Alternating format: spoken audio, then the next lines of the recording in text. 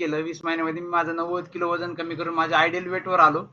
आणि ते आल्यानंतर ज्यावेळेस मला ऍक्च्युली समजलं की मी किती वजन कॅरी एक्स्ट्रा करत होतो, म्हणजे ऑलमोस्ट कॅल्क्युलेट केलं तर 6 गॅस सिलेंडरच्या टाक्या मी माझ्या खांद्यावर घेऊन फिरत होतो. म्हणजे एवढं वजन मी एक्स्ट्रा माझं जास्त कॅरी करत होतो. तर माझे सांधे मला काय म्हणत असतील. ओके, सो आज जे सेशन आपण घेणार आहोत, आपले डॉक्टर का भी लाभ हम लोग नहीं उठा पाते, याला म्हणतात सगळ्यात मोठं दुर्दैव. जी गोष्ट आपल्याला नैसर्गिकरित्या आहे त्यालाही आपण शोषून घेत नाही. उसके बाद है हमारा खान पान. आप सभी को पता है, कितना भी ना बोलिए, कुछ ना कुछ गलत हड्डियों से संबंधित समस्याओं का कारण बनती है.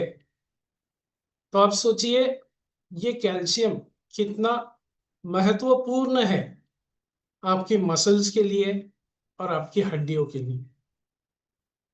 चलिए, बोलने के लिए यहाँ पे मसल्स है, हड्डियां है, लेकिन बाकी सारी भी चीजें हैं.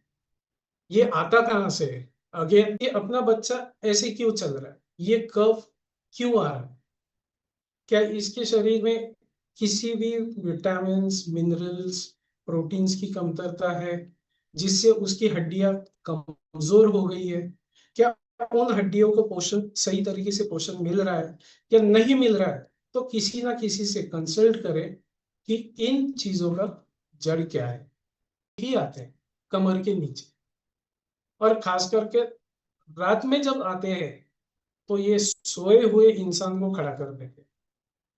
या कई बार ऐसे भी होता है कि ये क्रैम्प्स आपको खड़े भी रहने नहीं देते, इतने पेनफुल ये क्रैम्प्स होते हैं. तो फिर से आगे, ये क्रैम्प्स हो क्यों रहे, ये भी देखना बहुत जरूरी है. पर हमारा लेफ्ट का जो नी है उसका प्रॉब्लम है, उसमें चमक मारता है. और अभी मैंने फैमिली ज्वाइन किया है, तब से मुझे एक्सरसाइज करते, वर्कआउट करते टाइम में लेफ्ट पे जब मैं ज्यादा प्रेशर देता हूँ तब पूरा वो चमक मारता है. तो ऐसा होता है कि दूसरे दिन वर्कआउट के लिए आ नहीं पाता मैं.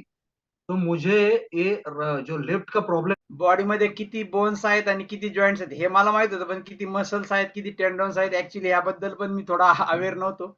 So thank you very much sir, आणि खूप छान माहिती सांगितली सर. आणि ऍक्च्युली बेसिकली बऱ्याचशा लोकांना जी कन्सेप्ट असते की फक्त कॅल्शियम आणि जॉईंट सपोर्टर जॉईंट मध्ये घ्यायला पाहिजे, तर तुम्ही जे प्रोबायोटिक आणि त्रिफळा जे सांगितलं ना ते बेसिकली खूप सायंटिफिकली होतं. कारण आयुर्वेदामध्ये पण आपण बस्ती वगैरे जे देतो, तर बस्तीनी